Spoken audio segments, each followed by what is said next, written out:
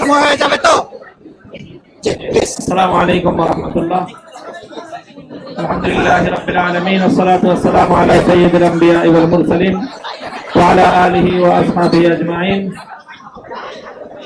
আজকে এই জনাকীর্ণ সাংবাদিক সম্মেলনে বর্তমান বাংলাদেশের জাতীয় রাজনীতির গুরুত্বপূর্ণ প্রতিনিধিত্বশীল ব্যক্তিবর্গ উপস্থিত রয়েছেন। বিভিন্ন দলের প্রতিনিধিবৃন্দ এখানে উপস্থিত হয়ে আপনাদের কাছে, আপনাদের মাধ্যমে জাতির কাছে আজকের এই সংবাদ সম্মেলনের মাধ্যমে আমাদের বক্তব্য আমরা তুলে ধরব। আজকের এই সাংবাদিক সম্মেলনে উপস্থিত রয়েছেন সর্বজনাব বাংলাদেশ জামাতে ইসলামীর সম্মানিত আমির ডক্টর মোহাম্মদ শফিকুর রহমান। উপস্থিত আছেন এলডিপির চেয়ারম্যান মুক্তিযোদ্ধা আহমদ বীর বিক্রম আলী আহমদ। উপস্থিত আছেন খেলাফত মজলিসের সম্মানিত মহাসচিব ডক্টর আহমদ আব্দুল কাদের। উপস্থিত আছেন ইসলামী আন্দোলন বাংলাদেশের সম্মানিত প্রেসিডিয়াম সদস্য জনাব আশরাফ আলী আকন। উপস্থিত আছেন নিজামী ইসলাম পার্টি বাংলাদেশের সম্মানিত সিনিয়র নায়েবে আমির জনাব আব্দুল মাজিদ। উপস্থিত আছেন ডেভেলপমেন্ট পার্টির চেয়ারম্যান জনাব আনোয়ারুল ইসলাম চাঁদ। উপস্থিত আছেন বাংলাদেশ খেলাফত আন্দোলনের সম্মানিত নায়েবে আমির জনাব মুজিবুর রহমান হামিদি। উপস্থিত আছেন জাকবার সহসভাপতি জনাব রাশেদ প্রধান। উপস্থিত আছেন বাংলাদেশ জামাতে ইসলামীর সহকারী সেক্রেটারি জেনারেল জনাব হামিদুর রহমান আজাদ এবং আমি বাংলাদেশ খেলাফত মজলিসের আমির।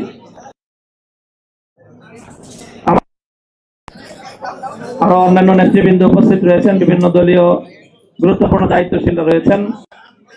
আজকের এই সাংবাদিক সম্মেলনে এখন আমাদের সকলের পক্ষ থেকে আপনাদের সম্মুখে বাংলাদেশ জামাতে ইসলামীর সম্মানিত আমির ডক্টর শফিকুর রহমান।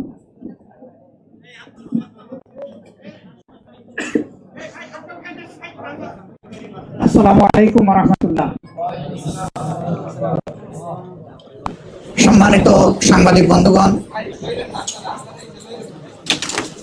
মহান আল্লাহ রাব্বুল আলামিনের শুকরিয়া আদায় করছি। জাতির একটি গুরুত্বপূর্ণ মুহূর্তে, জাতীয় জীবনের একটি কঠিন বাঁকে বাংলাদেশ যখন এসে দাঁড়িয়েছে, সেই সময় প্রিয় বাংলাদেশকে সামনের দিকে এগিয়ে নিয়ে যাওয়ার জন্য একটি শোষণ বৈষম্যহীন দুর্নীতিমুক্ত মানবিক বাংলাদেশ গড়ার জন্য ন্যায় এবং ইনসাফের ভিত্তির উপর সমাজকে দাঁড় করানোর জন্য অঙ্গীকার নিয়ে আপনারা জানেন এতদিন ধরে 8টি দল একসাথে আমরা কাজ করে আসছিলাম। এই দলগুলোর সকলেই এখানে উপস্থিত আছেন প্রতিনিধিরা। তার সাথে আলহামদুলিল্লাহ আজকে আরো 2টি দল আমাদের সাথে সম্পৃক্ত হয়েছে। জনাব কর্নেল অলি আহমদ বীর বিক্রমের নেতৃত্বে এলডিপি এবং এনসিপি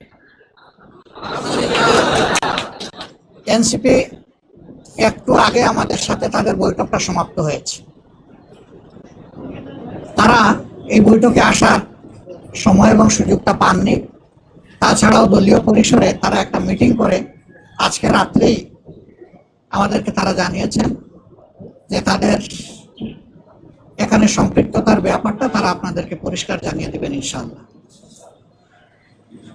তাদের আহ্বায়ক নাহিদ ইসলাম সরাসরি কথা বলেছেন, আমাদের সকলের সাথে আমরা উপস্থিত ছিলাম এবং তিনি তাদের সিদ্ধান্ত আমাদেরকে অবহিত করেছেন। তারা আরেকটি প্রেস কনফারেন্স করে তাদের সিদ্ধান্ত আপনাদেরকে ইনশাআল্লাহ জানিয়ে দেবেন। আমরা কিসের ভিত্তিতে একত্রিত হয়েছে, আমাদের লক্ষ্যের কথা আমরা বলেছি। এটা আমাদের একটি মজবুত নির্বাচনী সমঝোতা। সারা বাংলাদেশের 300 আসনে আমরা বসে নিজেদের মধ্যে আলাপ আলোচনার মধ্য দিয়ে বিভিন্ন আসন আমাদের মধ্যে আমরা নির্ধারণ করেছি। যেহেতু 2টা দল একেবারে শেষ পর্যায়ে এসে আমাদের সাথে তারা মিলিত হয়েছেন, আরো অনেকগুলা দল তারা আগ্রহী ছিলেন বাট এই প্রক্রিয়া এই মুহূর্তে এখানে সম্পৃক্ত করা আমাদের জন্য খুবই দুরূহ হয়ে গেছে। অনেকের আগ্রহ থাকা সত্ত্বেও আমরা সেভাবে তাদেরকে সম্পৃক্ত করতে পারছি না। আমরা তাদের কাছে দুঃখ প্রকাশ করছি, কিন্তু জাতীয় জীবনে ইনশাআল্লাহ আমরা তাদের সাথে একসাথে কাজ করব এই জাতিকে গড়ার জন্য ইনশাআল্লাহ। আমাদের আসন সমঝোতা অলমোস্ট কমপ্লিট। সামান্য একটু বিষয় যেগুলো রয়েছে আমরা আশা করছি এটা নমিনেশন ফাইল করার পরই আমরা সেটাও ইনশাআল্লাহ আলাপ আলোচনার ভিত্তিতে সুন্দরভাবে সমাধান করতে পারবো। আপনারা দোয়া করবেন, এই ক্ষেত্রে কোনো সমস্যা হবে না। এই ব্যাপারে আমরা খুবই আস্থাশীল। সাংবাদিক বন্ধুগণ, আপনারা জাতির বিবেক এবং মিডিয়া জাতির দর্পণ। আমরা কোন পর্যায়ে চলে গিয়েছিলাম আমরা সবাই জানি।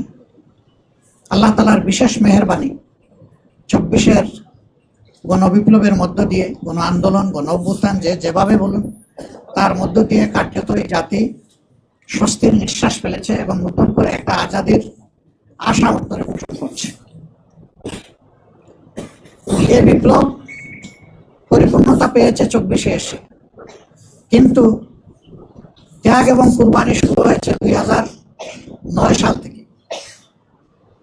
তৎকালীন বিডিআরের সদর দপ্তর পিলখানায় যে মর্মান্তিক হত্যাকাণ্ড সংঘটিত হয়েছিল, যেখানে বাংলাদেশের কমিটেড 57 জন অফিসার তাদের জীবন দিয়েছিলেন। এরপরে একের পর এক বিভিন্ন দল, আলেমা, সিভিল সোসাইটি, সাংবাদিক সমাজ, এক কথা কেউ বাকি নাই, সকলের উপরেই নির্যাতন নিপীড়ন গিয়েছে। এখন জাতি দীর্ঘস্থায়ী মুক্তির দিকে আগাতে চায়, শান্তির দিকে আগাতে চায়, একটা সুশৃঙ্খল জাতি হিসাবে আত্মপ্রকাশ করে। এবং আমাদের যুব সমাজের যে প্রত্যাশা, যেটার জন্য মুক্তিতে তারা লড়াই করেছিল, জীবন দিয়েছিল, তাদের প্রত্যাশা পূরণ এখন আমাদের দায়িত্ব। আমরা আজকে মহান রবের দরবারে সেই সমস্ত আল্লাহর বান্দাদের জন্য দোয়া করছি যারা জুলুমের হাত থেকে দেশকে বের করে আনার জন্য লড়াই করে জীবন দিয়ে দুনিয়া থেকে বিদায় নিয়েছেন। আল্লাহ তাদেরকে ক্ষমা করুন, তাদের উপর রহম করুন, আল্লাহ তাদেরকে শহীদ হিসাবে করুন। আর যারা লড়াই থেকে আহত বন্ধুত্ব বরণ করেছেন তাদের প্রতি আমাদের গভীর শ্রদ্ধা এবং সহযোগিতা। আল্লাহ তাআলা তাদেরকে সুস্থতার নিয়ামত দান করুন। এত মানুষের লড়াই, সংগ্রাম, আত্মত্যাগ এর মধ্য আজকে জাতি যে জায়গায় এসে উপনীত হয়েছে, ঠিক 1.5 মাসের চাইতেও কম সময় আমাদের হাতে রয়েছে জাতীয় নির্বাচন অনুষ্ঠানের। আমরা অঙ্গীকারবদ্ধ এই নির্বাচনকে সুষ্ঠু করতে, গ্রহণযোগ্য করতে আমাদের পক্ষ থেকে আমরা সর্বাত্মক সহযোগিতা করব এবং আমরা চাই নির্বাচনের যে তারিখ ঘোষণা হয়েছে তার কোনো হেরফের না হয়ে এই তারিখেই নির্বাচনটা অনুষ্ঠিত হবে। আপনাদেরও সহযোগিতা এই ব্যাপারে খুবই প্রয়োজন। আমরা আশা করছি সরকার একটা সুষ্ঠু নির্বাচনের জন্য তাদের যে করণীয়, নির্বাচন কমিশন এবং সরকার সেই দায়িত্ব তারা পালন করবে। এখনো তাদের অনেক কাজ বাকি রয়ে গিয়েছে, এখনো সমতল মাঠ তৈরি হয়নি সকলের জন্য। সেই মাঠ তৈরির কাজটা হচ্ছে সরকার এবং নির্বাচন কমিশনের। তারা যে কোনো ধরনের লোভ লালসা, ভয়ভীতি এবং কারো প্রতি কোনো ধরনের আনুকূল্যের ঊর্ধ্বে উঠে তারা তাদের দায়িত্ব পালন করবেন। সাংবিধানিক নৈতিক দায়িত্ব এটা আমরা এবং জাতি তাদের কাছে প্রত্যাশা করে। এর যে কোনো ধরনের ব্যতিক্রম এই জাতি মানবে না, কারণ এই ব্যতিক্রমটাই তো আমাদের জীবন থেকে অনেকগুলো বছর টেনে নিয়েছে। 3 নির্বাচনে এই যে এখানে যারা উপস্থিত, আমি বিশ্বাস করি অধিকাংশই আপনারা কোনো ভোটই দিতে পারেননি। আমরা তো জীবনে 2-4 ভোট দেওয়ার সুযোগ পেয়েছি, আপনারা পাননি। এইভাবে আমাদের ভোটের অধিকার হরণ করে নেওয়া হয়েছে। আগামীতে আমরা ওই ধরনের কোনো প্রক্রিয়া কেউ করতে গেলে কোনো অবস্থায় আমরা এটা বরদাস্ত করব না। আপনাদের ভোটের জন্য, সকলের ভোটের জন্য আমাদের লড়াই হবে একেবারে ইস্পাত কঠিন। এই ঐক্য জাতীয় ঐক্য হবে। আপনাদের সাথে মিলেমিশে, এই জেনারেশনের সাথে মিলেমিশেই আমরা একটা সুষ্ঠু নির্বাচন আদায় করতে চাই ইনশাআল্লাহ। আপনাদের সহযোগিতা এবং দোয়া, আপনারা বরাবর সহযোগিতা করেছেন, আমাদের ডাকে আজকে সাড়া দিয়ে এখানে এসেছেন। খুব কম সময়ে আপনারা দাওয়াত পেয়ে রেসপন্স করেছেন। আমরা এই জন্য গভীর কৃতজ্ঞতা জ্ঞাপন করছি, আপনাদেরকে ধন্যবাদ জ্ঞাপন করছি এবং ইনশাআল্লাহ আপনাদের সাথে সময় সময় আমাদের এই যে সমঝোতা, এটাকে ঠিক ওই অর্থে জোট বলুন আর না বলুন, আমরা কিন্তু জোটের চাইতে আরো মজবুত, আরো ঐক্যবদ্ধ। এটা নিয়ে আমরা আগাবো। আপনাদের সহযোগিতা আমাদের সাথে থাকবে, জাতীয় স্বার্থে, দেশের স্বার্থে, মানুষের স্বার্থে, মানবতার স্বার্থে, দিনের স্বার্থে। সবাইকে ধন্যবাদ। সবাই ভালো থাকবেন, আল্লাহ তাআলা সবাইকে ভালো রাখুন। জানবেন, ডিটেইলসটা জানবেন, আমি বলছি অল্প একটু আমাদের বাকি আছে, আমরা অতি সত্বর আপনাদেরকে তা স্পষ্ট করে দেবো ইনশাল্লাহ।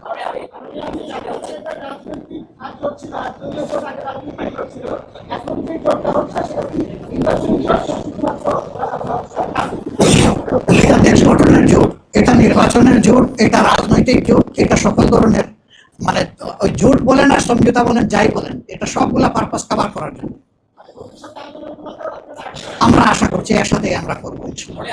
দলীয় কর্মসূচি যার যার অনেকগুলো থাকবে, তারপরে ন্যাশনাল ইস্যুতে যেখানেই প্রয়োজন এর সাথে করবো। নির্বাচনের জন্য মানে এটা কি নির্বাচনের জন্য নাকি? আরে বললো তো প্রশ্ন কয়বার দিই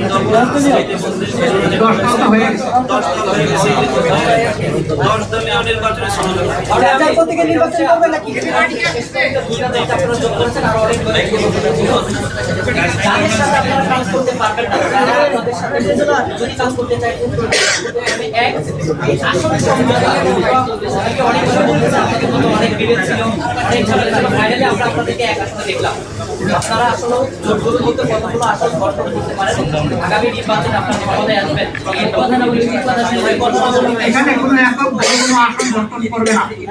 আমরা যেখানে যার ন্যায্যতা তার ভিত্তিতেই আমরা আলহামদুলিল্লাহ আসনগুলো হাতে তুলে দিব। সবাই সবাইকে তুলে দেবে, এখানে নির্দিষ্ট কোনো দল কাউকে তুলে দিচ্ছে না। সময় আছে যদি কোনো দল আসতে চায়, আমরা আরো দু কয়েকটি দলের নাম শুনেছি, তাদেরকে আপনাকে অ্যাকসেপ্ট করবেন কি করবেন না? আমরা সবাইকেই কবুল করবো, কিন্তু এই সময় অ্যাকোমোডেট করাটা আমাদের জন্য কঠিন হয়ে যাবে। তারপরেও বিশেষ কোনো বিষয় থাকলে আমরা আমাদের মধ্যে আলোচনা করতে পারি। ধন্যবাদ আপনাদের সবাইকে, অনেক ধন্যবাদ। হ্যাঁ, সেটাই তো আপনি চাচ্ছেন।